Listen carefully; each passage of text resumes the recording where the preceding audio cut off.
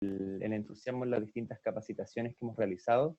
El día de hoy contamos con la presencia del doctor Matías Idarrázaval, psiquiatra, jefe de salud mental del Ministerio de Salud y especialista en investigación y evidencia de la Organización Mundial de la Salud, presidente de la Mesa Técnica de Protección de la Salud Mental en Gestión de Riesgo de Desastres MinSal, con el tema Salud Mental en Funcionarios de Salud de Servicios de Urgencia y SAMU. Les recordamos que en el chat deben realizar sus preguntas, las cuales serán realizadas al expositor al finalizar la exposición. Además, solicitamos responder la encuesta para realizar un diagnóstico educativo y ver cuáles son los temas de interés y que requieren refuerzo. Y a partir del día lunes contaremos con 3 links, esto quiere decir una capacidad de 1500 conexiones. Nuevamente les dejo con la presencia del doctor Matías Idarrázaval. Muchas gracias. Buenas tardes, ¿me escuchan bien? Bien. Buenas tardes a todos. Para mí es un gusto estar acá conectado con ustedes y poder tocar un tema que probablemente dentro de esta emergencia parece como no central, pero yo creo que de a poco se van a dar cuenta, o probablemente por la experiencia que han tenido, y que la salud mental, el bienestar y el bienestar psicosocial son elementos fundamentales de la atención clínica y también del bienestar de los equipos. Entonces, básicamente, quiero partir mostrándoles desde qué perspectiva vamos a abordar la salud mental y el apoyo psicosocial en esta crisis sanitaria.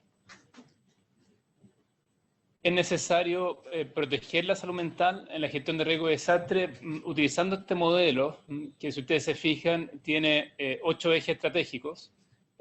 Uno de los ejes es el fortalecimiento comunitario, la comunicación social, los lineamientos técnicos, que está muy relacionado con la respuesta que se hace desde el punto de vista de la emergencia, pero también el trabajo con grupos específicos, cuidado de la salud mental de las personas que colaboran en la gestión de la red, y ahí están ustedes, gestión de la información y educación de la salud mental, porque ustedes se dan cuenta que en el fondo en emergencias que hemos tenido, por ejemplo, Puchuncaví, Quintero, gestión de la información y educación para la población es de las cosas más importantes. Todo esto con una coordinación intersectorial que permita efectivamente poder hacer una protección de la salud mental de la población en todo el ciclo, en el manejo del riesgo.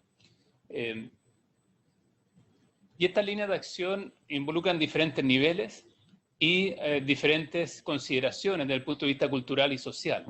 Evidentemente que la respuesta que podemos tener frente a una emergencia de este tipo es diferente que la que se puede generar, ¿cierto?, diseñar para China e incluso para otros países latinoamericanos. Entonces es bien importante poder ir adaptando estas líneas de acción según, digamos, componentes culturales y sociales que son tan relevantes en el manejo de la emergencia. Y para aglomerar, digamos, esta forma de ayuda, la OMS creó hace un tiempo lo que se llama la primera ayuda psicológica. La primera ayuda psicológica es básicamente una forma de trabajar y apoyar a las personas después de un evento crítico. El evento crítico puede ser de diferentes características, pero vamos a mostrar de que en el fondo es crítico al generar en la persona una sensación de vulnerabilidad y de riesgo. Ustedes pueden descargar, les voy a dejar la presentación en esa dirección, lo que es la guía para trabajadores de campo. Es una guía que perfectamente ustedes podrían utilizar para poder aplicar esta, digamos, esquema de primera ayuda psicológica en el lugar en que trabajan. Y está en diferentes idiomas, está disponible en español. Entonces, lo primero es definir qué es un evento crítico. ¿Cuándo podríamos utilizar esta primera ayuda psicológica? En grandes eventos que afectan a muchas personas, eventos que afectan a individuos y que producen una reacción física, social, psicológica que es importante. O sea, evidentemente, la pandemia, ¿cierto?, y la emergencia sanitaria que estamos teniendo actualmente es un evento crítico. Y lo que busca entonces la primera ayuda psicológica es una asistencia humanitaria y práctica. Y en esto va a ser bastante claro lo que les voy a presentar desde el punto de vista de qué hacer. Ustedes lo pueden revisar después para ver cómo lo aplican en el lugar de trabajo, pero es muy manualizado desde el punto de vista de qué acciones pueden hacer para hacer una buena ayuda psicológica. Esto incluye brindar ayuda, apoyos prácticos para la persona afectada, evaluar sus necesidades y preocupaciones, ayudarla en sus necesidades básicas, escucharla, reconfortarla, ayudarlas a conseguir información, servicios y apoyos sociales y protegerla en caso de ulteriores peligros. Ustedes dirán, es imposible que nosotros hagamos todo esto. Es verdad, no es necesario que lo haga una persona, pero es indispensable que la red esté gestionada de la forma en que pueda entregar esta primera ayuda psicológica en forma completa. No es una persona la que lo hace, pero es la gestión de la red completa lo que lo logra hacer. Ahora, importante tener claro quién no es la primera ayuda psicológica. No es algo que pueden hacer exclusivamente los profesionales. Les vuelvo a insistir, esto no es algo que se les pida exclusivamente a ustedes. No es consejería profesional, ni tampoco terapia. No vamos a hacer terapia en urgencia. No es un debriefing psicológico que se hace en algunos casos de trauma, donde se hace un análisis detallado del evento crítico. No es pedir un análisis detallado de lo que sucede y ordenar los acontecimientos. Sí implica escuchar, pero no presionar para que la persona relate lo que sintió, cómo reaccionó, ¿cierto? Esto no es una terapia reparatoria, ni tampoco, y perdonen, pero no es una entrevista, ¿cierto?, periodística donde queremos saber tanto detalle. Y no es el equivalente al modelo de intervención en crisis, es algo diferente. Busca más bien algo inicial, de un enfrentamiento inicial a una persona o un grupo de personas que tiene una situación de crisis. Las personas pueden tener reacciones muy diferentes, y entonces hay que tener en cuenta qué factores pueden influir en cómo la persona reacciona frente al mismo evento, que es básicamente el riesgo de infección o la infección por una enfermedad contagiosa. Y ahí influye bastante la resiliencia. Ustedes saben, este factor a veces muy utilizado en forma, digamos, ligera, pero la verdad que es un factor muy estudiado desde los años 70, que tiene que ver con la capacidad de enfrentar una situación de riesgo o una situación que pone en alerta a la persona. Hay personas que se van a sentir más seguras, más conectadas, más tranquilas, con más esperanza, especialmente si tienen mejor acceso a apoyo social, físico, emocional, y eso les va a permitir recuperar cierto sentido de control, cierto sentido de que esto lo pueden sobrepasar. Yo creo que ustedes han vivido desde el punto de vista clínico y probablemente personal también, situaciones en que las personas lo pueden manejar y tiene que ver con factores de resiliencia que pueden apoyarse con una primera ayuda psicológica. ¿Para quién esta ayuda? Para personas que están muy angustiadas, que pueden consultar al servicio de urgencia, pueden proporcionarse a adultos y niños. No todas las personas que enfrentan una crisis van a necesitar primera ayuda psicológica. Y no es algo que se deba imponer, especialmente si la persona no lo quiere tener. Pero sí aquellos que quieren apoyo, y por eso hay que preguntárselo, son personas entonces que pueden ser receptivas a una primera ayuda psicológica. En general son personas con lesiones graves, personas con condiciones graves, una persona que es recientemente diagnosticada con COVID-19, ¿cierto? U otra situación grave, evidentemente, que puede recibir primera ayuda psicológica. También a personas que eventualmente podrían lesionarse. Entonces, en ese sentido, la primera ayuda psicológica les puede servir a su equipo también. La pueden hacer antes para evitar el burnout, ¿cierto? El quemarse frente a una situación de estrés permanente por muchos meses que van a tener su equipo.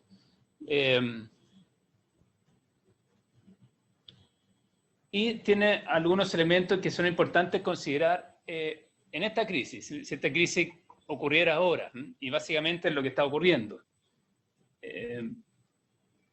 Porque estamos en una situación de epidemia-pandemia, y entonces es esperable que las personas sientan miedo a contagiarse, a la cuarentena, a enfermar, a morir, a cómo puedo seguir trabajando, si es que me puedo exponer a contagiarme, a evitar acercarse a centros de salud por temor al contagio, temor a no trabajar, preocupación, miedo a ser excluido socialmente. Hablamos las mañanas con las regiones y de los problemas más importantes era el estigma de funcionarios de la salud que estaban contagiados y que ya incluso dentro del barrio los tenían estigmatizados y completamente aislados.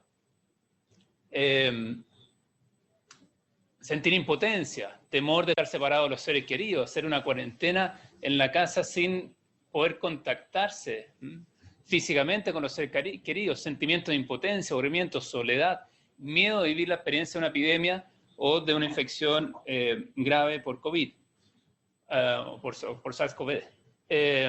Y estas situaciones críticas son estresantes, pero esta pandemia presenta algunos temas que son muy de cuidado. Uno, este riesgo permanente, por así decirlo, una incertidumbre, ¿me voy a contagiar o no? No es digamos, igual al cáncer, no es lo mismo que diabetes, no es lo mismo que otras enfermedades, donde uno tiene ciertos factores de riesgo. Acá en realidad la persona puede bajar el riesgo lo más posible, pero no infectarse aún, porque estamos hablando de una enfermedad extremadamente contagiosa. Los síntomas comunes a otros problemas de salud. La persona puede tener fiebre, puede tener tos, puede tener una gripe común y sin embargo pensar y sentir y temer de tener una infección, un COVID. Las madres, padres, cuidadores pueden sentir una preocupación creciente y el riesgo de empeorar la salud física y estar hospitalizado por esta situación. Deteriorarse las redes sociales, tener estigma, desconfianza en la información. Olvídense la cantidad de noticias falsas que ustedes mismos, ¿cierto?, pueden revisar en sus redes y riesgo de continuar en los cuidados. Y yo creo que eso es algo que los equipos clínicos sin duda que están temiendo. O sea, ¿hasta cuándo vamos a poder aguantar frente a esta situación?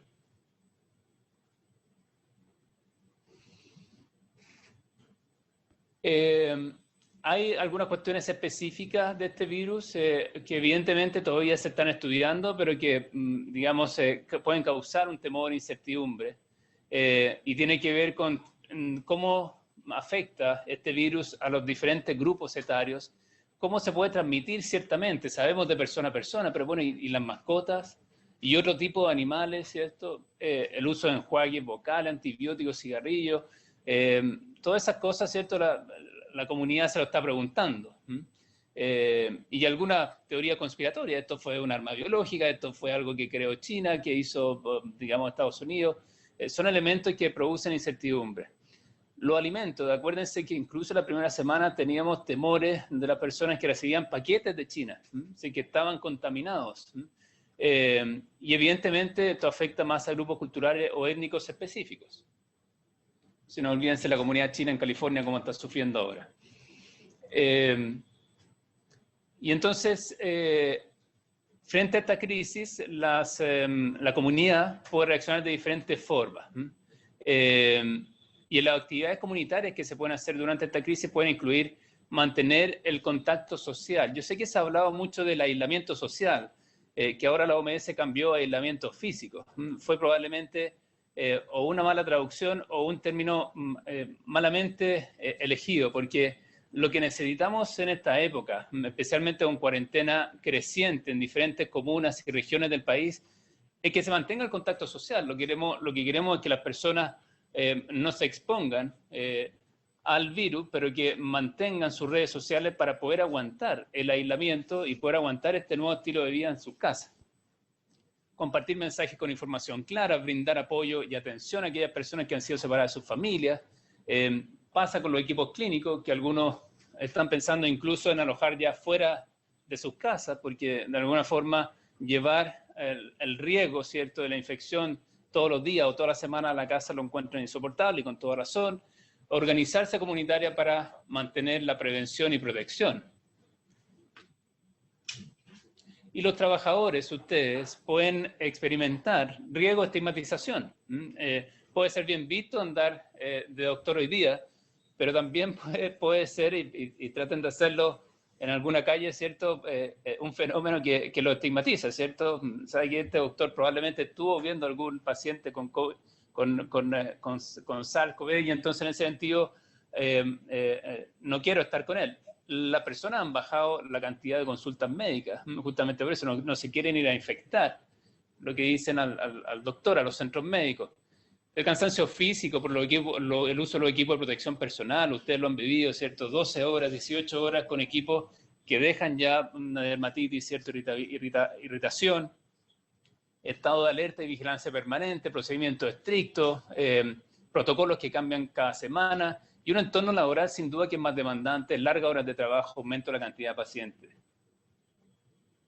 Menos posibilidad a tener la red de apoyo habitual, carga el cuidado por parte de las mujeres, mayor experiencias o la sensación de que podrían haber hecho algo más. Yo creo que siempre pasan los equipos clínicos esta sobrepreocupación, ¿cierto? Y sobre responsabilidad. La presión y expectativa de los pacientes y de la comunidad en general. La comunidad está poniendo toda la esperanza en los equipos clínicos, epidemiológicos y de salud. Y ser testigo y acompañar experiencias intensas de dolor y sufrimiento sin duda que puede afectarles. Todas estas reacciones son parte de una respuesta que es esperable, comprensible, pero hay que hacer algunas acciones, primero de abogacía para evitar la estigmatización y psicologización del malestar, pero también acciones concretas desde el punto de vista de primera ayuda psicológica. Y eso es lo que voy a presentar a continuación. La primera ayuda psicológica se basa en 4 principios. Uno es preparación, segundo observación, tercero escucha y cuarto conectar. Voy a ir describiendo cada uno de estos y así que no es necesario desarrollarlo en esta diapositiva. Lo primero, que es preparación, es lo que ustedes debieran hacer ahora. En general, las situaciones de crisis producen caos. Y la mayoría de las veces se necesitan medidas urgentes, que es mejor prepararlas a hacerlas en el mismo momento. Y hay que obtener información que puede ser muy práctica desde el punto de vista procedural, desde el punto de vista de los decretos, del punto de vista de lo legal. Entonces, en ese sentido, tener claridad en sus lugares de trabajo de cuáles son acciones que ustedes pueden hacer.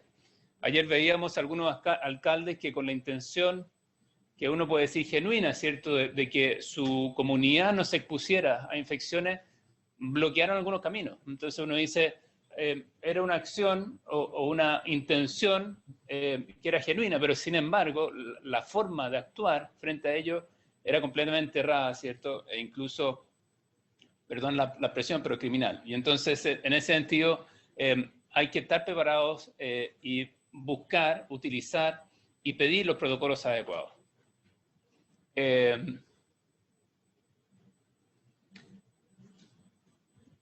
La segunda elemento o principio de la primera ayuda psicológica es la observación.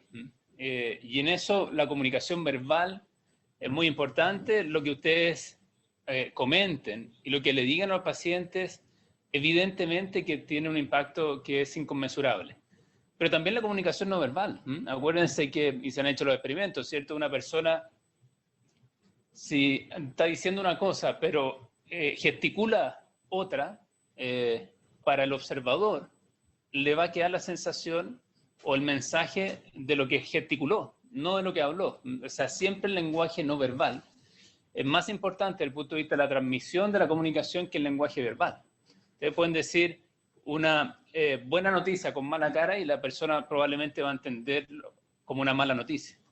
Las variables contextuales es dónde está la persona, o sea, qué intervención puede hacer un servicio de urgencias versus una atención domiciliaria, dónde me encuentro, es un lugar adecuado para hablar, el momento del día. Si es que estoy o no en primera línea de atención, es diferente que si estoy controlando a un paciente versus si lo estoy atendiendo por primera vez en un servicio de urgencia, las situaciones críticas de equipos de UCI, UTI, SAMU, ECMO, y estresores específicos, que pueden ser personas mayores, embarazadas, pacientes crónicos, cuidadores de personas dependientes, entre otros. Esto lo voy a pasar rápido porque ustedes probablemente lo han vivido personalmente o laboralmente. Las reacciones frente a la angustia en situaciones de crisis son muy variables, depende de cada persona. Algunas pueden ser muy expresivas, otras muy internalizantes, poco expresivas. Y entonces en ese sentido hay que estar atentos porque la gama de emociones y la gama de reacciones que pueden tener las personas es muy variable. Pero todas ellas se benefician de poder tener primero ayuda psicológica. Las personas que tienen angustia muy grave o persistente podrían requerir más apoyo y por lo tanto la primera ayuda lo que busca es básicamente hacer un soporte inicial para que pues otros profesionales y equipos puedan mantener el tratamiento. La escucha es el tercer principio, la primera ayuda psicológica. Y la escucha tiene algunos elementos que son esenciales. Probablemente todos ustedes lo incluyen, pero si no, recordarlo o transmitirlo a los equipos. Presentarse diciendo el nombre. ¿Para quién están trabajando? ¿Cierto? Con la institución. Pregúntenle el nombre y cómo quieren que lo llamen. Pregúntenle qué es lo que necesita, qué es lo que le preocupa. Yo sé que pueden parecer preguntas muy psicológicas, pero la verdad es que esto no requiere ni respuesta larga ni intervención larga. Simplemente el hecho de hacer la pregunta y tomar algunos de esos datos no solamente puede ayudar a que la persona se sienta más escuchada, sino que ustedes puedan hacer una mejor acción clínica. Porque si a una persona le preocupa en realidad el perro que dejó solo en el departamento, una persona de edad, por ejemplo, mientras no le solucionen ese problema y le ayuden a conectar con servicios sociales, esa persona no va a andar bien, ¿no? Entonces pueden parecer detalles para los equipos clínicos, pero cada persona tiene su biografía y tiene sus características que obligan a preguntar qué es lo que le preocupa. Escucharla, ayudarla a tranquilizarse, hablar con voz suave y calmada, mirar directamente, díganle que están ahí para ayudarle, y si una persona se siente muy afectada, ayúdela a conectarse con su respiración. Esa técnica de respiración parece muy básica y parece muy esotérica, pero es muy potente desde el punto de vista de cómo pueden ayudar en poco rato, estamos hablando de escasos minutos, a que una persona esté más calmada. Son estas típicas respiraciones profundas donde se pide que la persona inhale por la nariz, bote por la boca en forma lenta. Con los niños se le puede pedir lo mismo, pero que imaginen que están inflando un globo, ¿cierto? Que tienen afirmado su boca y que en ese sentido lo hagan en forma lenta. Si lo hacen 8 o 10 veces, probablemente el paciente se va a empezar a calmar. Eso sirve también para los equipos en el caso de que estén con algunos, digamos, síntomas de angustia en forma importante.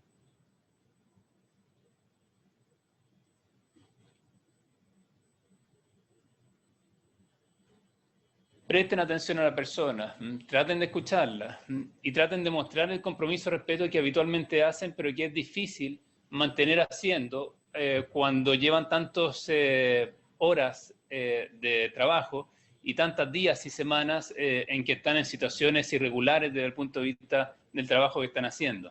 Pero traten de conectarse, porque eso es lo que muchas veces les queda a los pacientes y que lo ayuda a tranquilizarse, y también, por supuesto, a los equipos. Adecúen la comunicación a la edad, sexo y cultura. Tengan paciencia, mantengan la calma en lo posible, sean francos, pero también cuenten lo que sea necesario contar. Lo que no saben pueden decir, no sé, trataré de averiguárselo. Lo trataremos de contactar, ¿cierto? Como para poder contarle en relación a eso. Ser franco no significa decir todo lo que hay que decir. Se pueden seleccionar algunas cosas como para evitar, ¿cierto? Digamos, dar noticias en lugares o situaciones que no son adecuadas. Dar información, hacerle que lo están comprendiendo y que saben cómo se siente y que lamentan lo que le está pasando, respeten la privacidad, mantengan la confidencialidad, no revelen cosas íntimas, háganle saber y reconocer la fortaleza que tienen, la manera en que se están ayudando a sí mismos, ¿de acuerdo? Esto todo suena conocido, pero es diferente aplicarlo. Entonces, se los dejo como para poder reflexionarlo y ver cómo lo pueden hacer. Lo que no deben hacer es presionar a que la persona cuente qué le pasó a una persona que está traumatizada y que no quiere contarlo. Es mejor esperar que esté en una terapia o esté en otro ambiente como para poder intervenirla. No interrumpen ni apura a la persona. Eso es muy difícil en un servicio de urgencia, en situaciones de emergencia, pero a veces no necesitamos más que 5 a 10 segundos de espera. No es una hora, es 5 o 10 segundos de espera. Y ahí la persona va a contar lo que necesitan ustedes como información para poder hacer un buen manejo clínico. No es necesariamente la opinión sobre la situación de la persona, a veces es suficiente escuchar. A veces ustedes no van a tener la fórmula para poder solucionar las cosas. No juzguen necesariamente a las personas, ni tampoco sus sentimientos, ni digan cosas como que no debería sentirse así, o hay personas que lo están pasando peor, porque la verdad es que la situación es bien individual y es subjetiva, y por lo tanto un niño, ¿cierto?, que lleva un mes sin ir al colegio, una persona mayor que lleva un mes sin poder ir a la iglesia y contactarse, ¿cierto?, con su amiga, puede ser una situación muy terrible en forma subjetiva para ellas. No inventen cosas que no saben, utilicen los principios simplemente, no utilicen expresiones demasiado técnicas ni teóricas, no cuenten lo que le pasó a otra persona, tampoco cuenten lo que le pasó a ustedes necesariamente, no le hablen de los problemas de ustedes. Yo creo que es importante el mensaje, escuchen, escuchen, deténganse a escuchar, eso es lo que necesitan los pacientes. No hagan falsas promesas, ni tampoco le quiten fortaleza, sensación de poder cuidarse a sí misma, ni esperanza. El último principio es la conexión, conectarse, y eso es básicamente ayudar a las personas a resolver sus necesidades básicas. De nuevo, esto no es necesario que lo hagan ustedes directamente, pero lo deben hacer los equipos.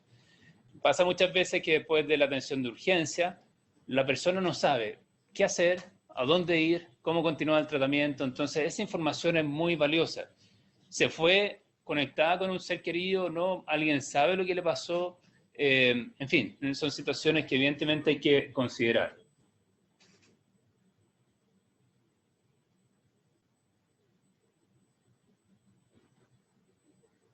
Y por último, yo sé que ustedes están trabajando en todo Chile, por lo tanto, hagan ciertas estrategias positivas adaptadas a la cultura.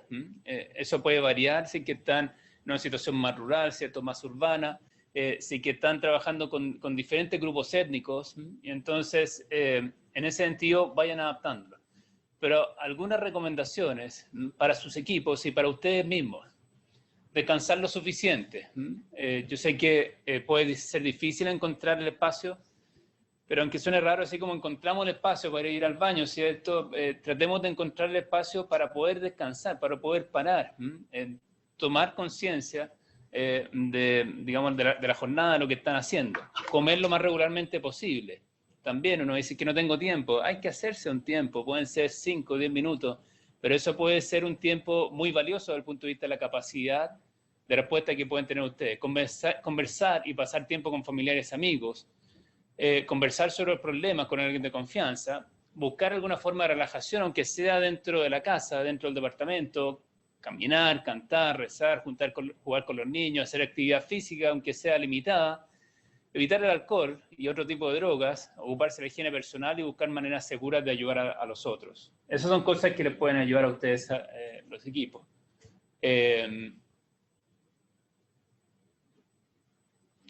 Entonces, algunas recomendaciones finales son: todas las reacciones, son legítimas, con distinto nivel de afectación. Por favor, no juzguen una reacción que puede parecer, y perdón la expresión, histérica, ¿cierto?, que puede parecer sobreexagerada. Cada persona tiene una historia individual, cada persona tiene una forma de expresar lo que le pasa. Y a nivel individual se le puede recomendar a la persona y a ustedes mismos tomarse un tiempo para mirar, leer o prestar atención a nuevas noticias, incluyendo las redes sociales, no estar pegado todo el día a ciertas noticias del COVID, de la pandemia, cuidar el cuerpo, tomar estas respiraciones, hacer estiración, meditación, tomarse tiempo para relajarse, hacer alguna actividad que disfruten, aunque sean pequeñas. Hay gente que disfruta armando, desarmando, leyendo el diario, conectarse con otros, hablar con personas de confianza, mantener rutina, buscar apoyo y supervisión y valorar, por favor, la propia experiencia y la capacidad de ustedes. Ustedes son la primera línea, son los funcionarios que más necesitamos durante este tiempo, y por lo tanto es importante que puedan incluir estrategias que hayan utilizado en otro momento de la vida, que hayan sido útiles para ustedes. A mí me servía que cuando estaba en el turno, si iba a este lugar por 10 minutos me calmaba. En fin, recuerden cosas que les pueden ayudar para poder cuidarse y aguantar esta situación. Comprender y evaluar el rol. Yo sé que en general en los equipos clínicos puede dar esta sensación de omnipotencia, de que hay que hacer todo, pero también cada persona tiene un rol, responsabilidad, capacidad y riesgo. Cuidar los tiempos de descanso, la alimentación, espacios de contención. No comparar las reacciones de ustedes con las de los demás. Tratar de evitar recurrir a medicamentos. Los médicos y los equipos clínicos somos los mejores en tratar de automedicarnos. Y generar condiciones en el hogar para una distribución adecuada de las funciones. Evitar tomar más responsabilidades de las que se puede. tener expectativas demasiado altas o poco realistas, tengo que curar a cada paciente, tengo que solucionar el tema de la infección o el problema, digamos, clínico en mi lugar de trabajo, no minimizar las inquietudes y necesidades personales, no retirarse de la red social y de apoyo, los familiares, los amigos, y de nuevo no utilizar innecesariamente cierto alcohol o sustancia. Dentro de los equipos, porque esto le va a pasar con los pacientes y también a ustedes mismos dentro de los equipos. Respetar las reacciones de los demás, buscar espacios para descansar por relevos, mantener canales de comunicación, contenerse entre ustedes, pedir apoyo, buscar y mantener los contactos de ayuda internos y externos, respetar flujos de información y organizar duplas para mantener el resguardo si los equipos deciden dividirse.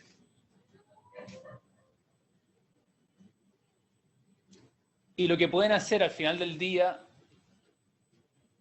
es lo ideal, máximo final de semana, es evaluar cómo estuvieron. Hemos tenido espacio de conversación, de cercanía, de respeto, solidaridad, hemos podido compartir en algún momento, establecer las prioridades para tener cierta predictibilidad, una buena distribución de las tareas y una buena planificación, lo que le va a permitir entonces trabajar en forma adecuada. Solamente para concluir entonces, dejar espacio de preguntas. Hay que usar un criterio para evaluar las necesidades de las personas y las suyas. Yo creo que de las cosas que más nos hace falta al personal de salud es poder considerar las necesidades propias. Estamos siempre enfocados, ¿cierto?, en tratar de solucionar los problemas de las otras personas, pero nosotros también somos personas con necesidades propias. Dígale que la atención concluya y cómo puede acceder a un nuevo apoyo. Siempre tratar de conectar la atención de la persona a la red de apoyo y las redes de mantención del apoyo después de la atención. Si la persona se conectó con los servicios, cerciorarse de que sepa cómo contactarlo, qué esperar de ellos. Y no importa cuál haya sido la experiencia que hayan tenido ustedes, siempre traten de despedirse bien, deseándole que le vaya bien a la persona. Son pequeños detalles que la verdad que hacen la diferencia. Tratar de mostrar confianza, respetar el derecho de la persona a tomar decisiones. Yo creo que ya está bastante afuera, ¿cierto?, la medicina paternalista, pero todavía tenemos lugares en donde estamos intentando que las personas tomen las decisiones según lo que yo creo que tiene que ser consciente de los propios prejuicios y preferencias, dejar claro que la gente que incluso si rechaza la ayuda podrá recibirla más tarde, respetar privacidad y confidencialidad, y comportarse en forma adecuada teniendo en cuenta factores como la cultura, ¿cierto?, la edad y el sexo de la persona. Bien, esas son algunas conclusiones y una revisión muy rápida, y perdone lo rápido, pero creo que es más útil, ¿cierto?, dejar un espacio de preguntas o comentarios como para ver cómo poder ayudarlos en esta situación que es tan importante, que es tan crítica, pero donde el rol de ustedes es tan importante. Entonces dejo abierto el micrófono, el chat para recibir entonces las consultas e ir respondiendo. Gracias.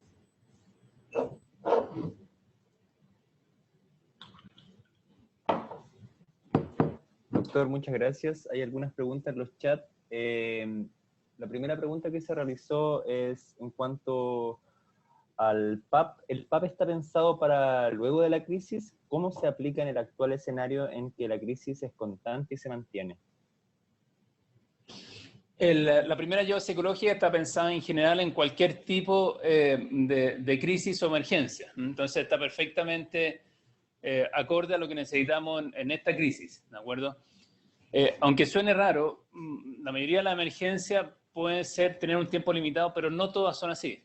Sino, recuerden los que participaron, ¿cierto?, en la ayuda para Puchuncaví Quintero, ¿cierto?, u otras emergencias donde parecía que las cosas acababan, pero en realidad no acababan, y donde pasamos meses, sino años, en una situación compleja. Entonces, en ese sentido, el PAP sirve perfectamente para esta situación. De nuevo, sirve para las personas que ustedes atienden, pero también para los equipos. Es decir, da estos principios que ustedes pueden utilizar para la atención de personas, pero también para la mantención del bienestar y la salud mental de los equipos. Entonces, les recomiendo, y les voy a dejar el vínculo, bajar la guía, echarle una mirada y poder tratar de aplicarla. Hay un entrenamiento que se hace de PAP, que es mucho más específico y que nosotros hemos hecho con referentes en todo el país y que lo están aplicando en los servicios. Puede que se topen con algunos de ellos y ahí lo que les pueden pedir a los referentes es que los puedan formar en PAP en forma rápida.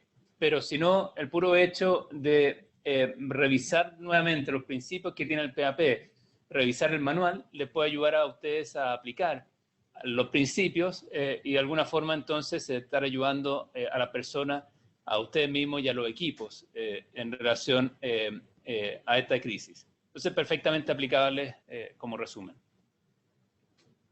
Perfecto. Preguntan también, ¿qué recomienda en relación a la preparación de funcionarios de salud frente a la posibilidad de que sus pacientes, ya sean tratamiento o fallecidos, puedan ser sus mismos compañeros de trabajo o familiares? Es una excelente pregunta y la verdad que es una realidad muy, muy cruda que se ha visto en otros países, ¿cierto? Yo creo que a ver, yo alcancé a mostrar algunos principios que son fundamentales. Uno de los principios es entender de que la capacidad que uno tiene, incluso siendo trabajador de primera línea, es limitada. O sea, en el fondo, nosotros tenemos unas limitaciones que son propias de nuestra naturaleza y que por lo tanto muchas veces hagamos lo que hagamos, las cosas no van a salir como queríamos, ¿de acuerdo? Eso probablemente ustedes lo han vivido en diferentes situaciones de su vida, pero a veces cuesta más vivirlo en temas laborales porque en general los equipos clínicos son exitosos, en general logran los objetivos terapéuticos, pero acá es más complicado porque sabemos de que el outcome, ¿cierto? El resultado del tratamiento va a depender de muchos factores, no es un factor único.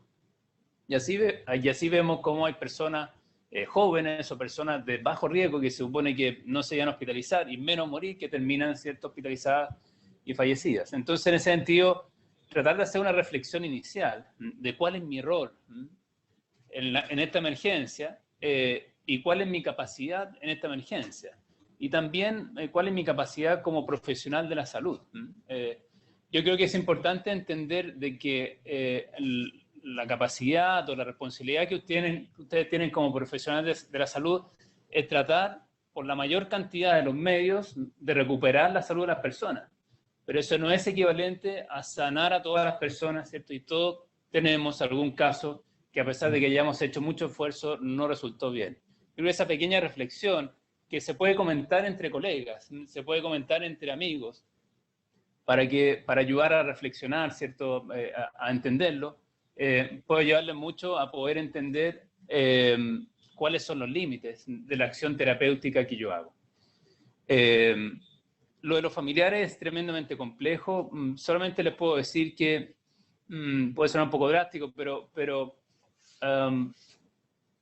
traten de hacer cosas que siempre quisieron hacer, pero que no lo hicieron con los familiares. De decirle a algún familiar, ¿cierto?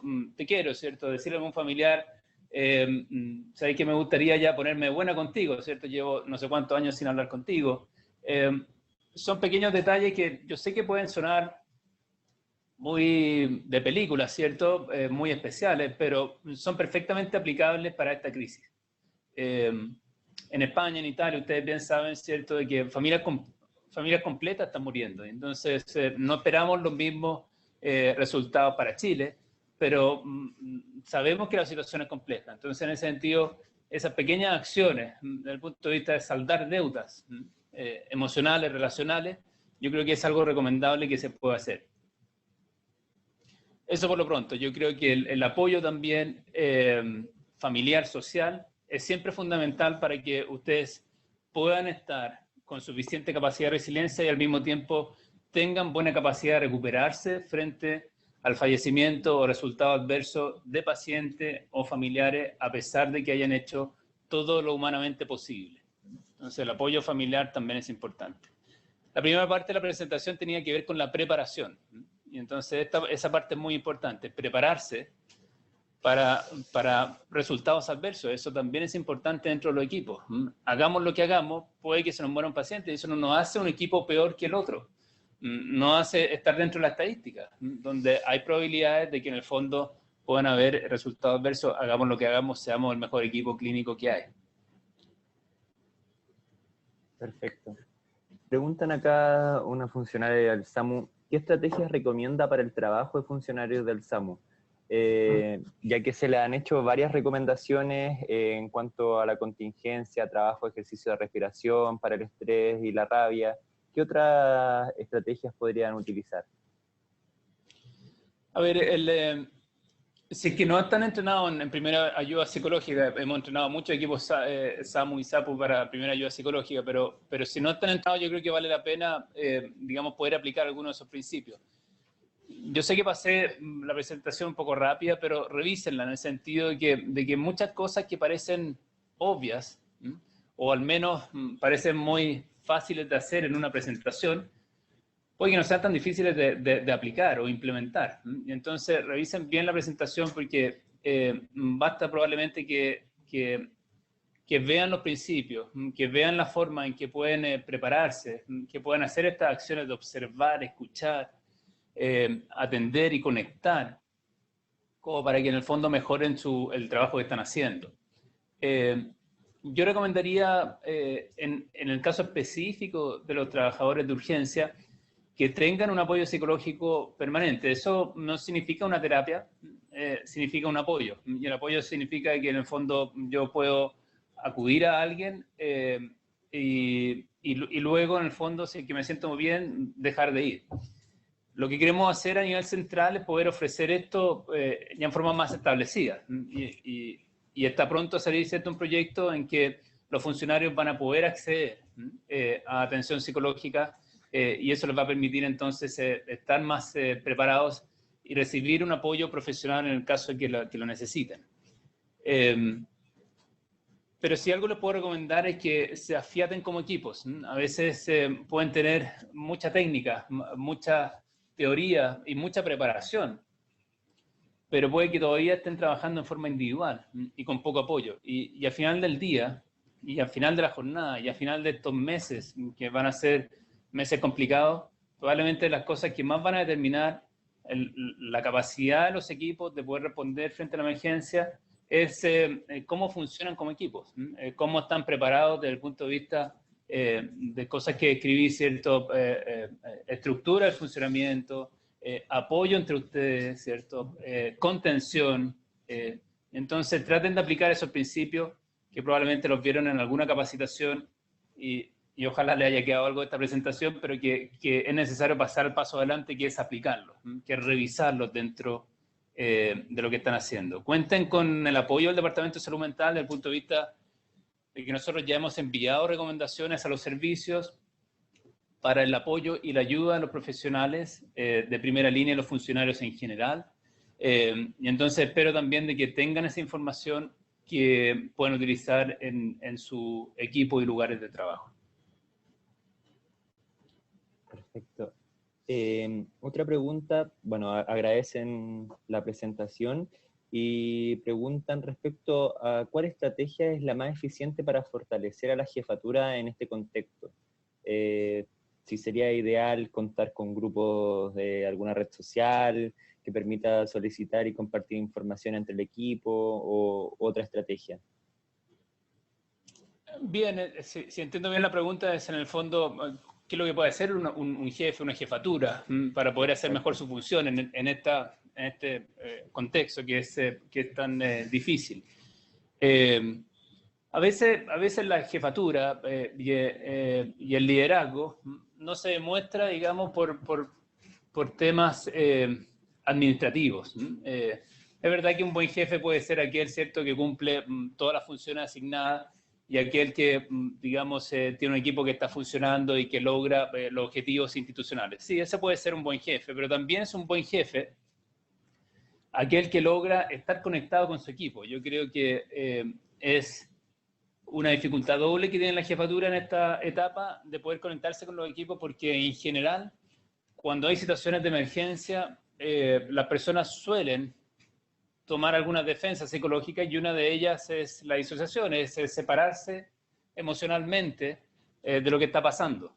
Eso ayuda a seguir adelante, puede ser un poco complicado de manejar psicológicamente, pero muchos equipos de urgencia lo hacen. El problema es que al desconectarse emocionalmente, los equipos sienten de que dejan de ser equipos. Entonces, situaciones tan obvias que en el día a día hacen los equipos, de escribirse en el chat, ¿cierto? Digamos, buenos días, ¿cómo están? ¿Cómo se sienten? Mandar algo, un buen chiste, ¿no?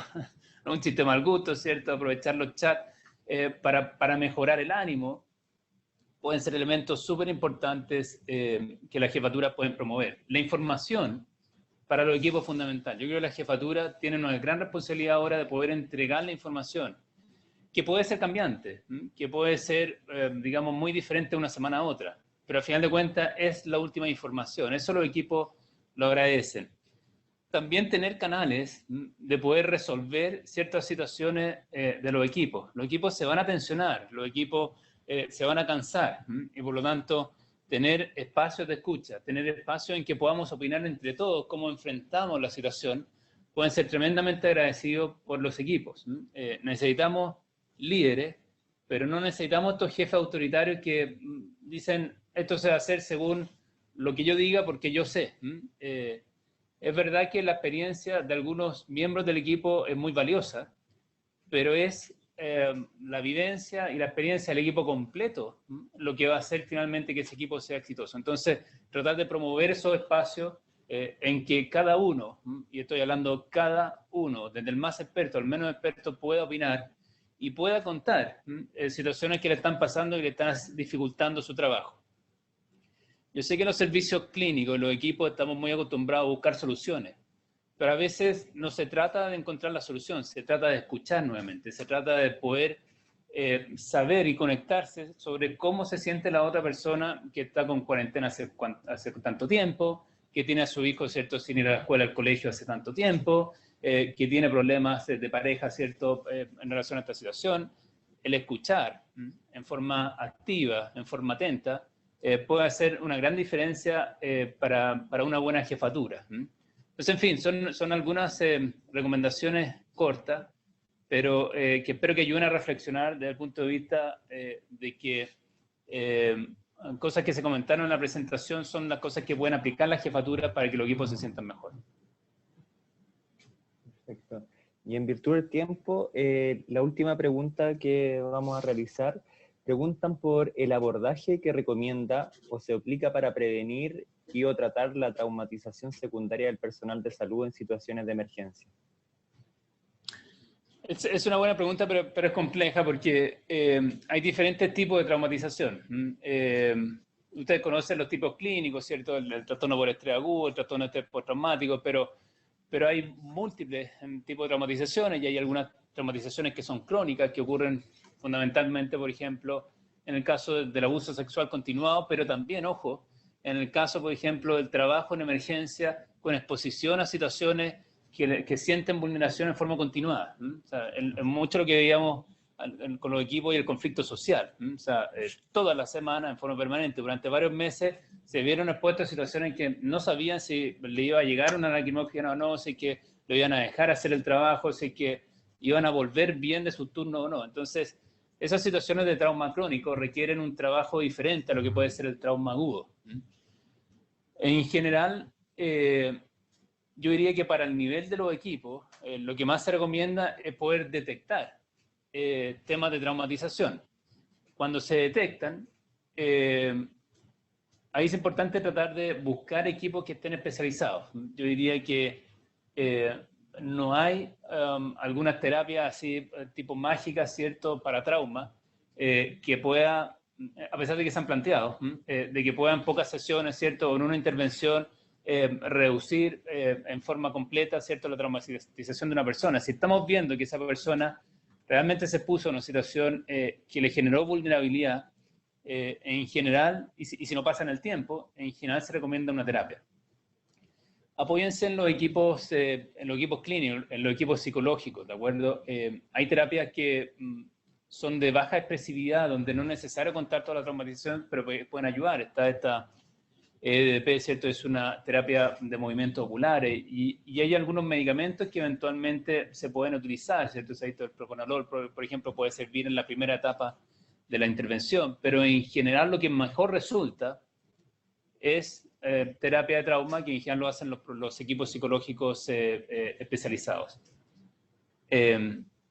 Solamente como recomendación, tratar de especificar bien qué es un trauma, porque no todo es traumático, aunque lo usamos habitualmente y lo decimos, ¿cierto? En general el trauma produce emociones muy potentes desde el punto de vista de despersonalización, desde el punto de vista de realización, de reexperimentación, ¿cierto? De personas que evitan ciertos lugares y situaciones porque no son capaces emocionalmente de resistirlas. Eso es trauma. Entonces, la verdad que es un capítulo muy grande, muy independiente, pero sí, si puedo concluir la respuesta, es básicamente buscar ayuda especializada porque el trauma en general es complejo cuando estamos hablando de este nivel. Perfecto. Muchas gracias, doctor. Queremos agradecer también la importante participación, todas las conexiones en este día. Los invitamos a continuar siendo parte de la formación para profesionales de salud que está realizando el Ministerio de Salud en conjunto al Hospital Digital y la Sochimu. La próxima semana continuaremos con las capacitaciones a las 2 de la tarde. Se dispondrán de 3 links, los cuales se harán llegar a través de las distintas páginas. Nuevamente agradecer la participación del doctor Idarrázaval y lo esperamos mañana a las 2 de la tarde. Muchas gracias. Agradecer al equipo de Hospital Digital, de Salud Digital, por la tremenda iniciativa y por la oportunidad de presentarles. Muchas gracias a todos y no tengan cuidado, ¿cierto?, en poder contactarme en el caso que lo necesiten. Gracias a todos. Gracias.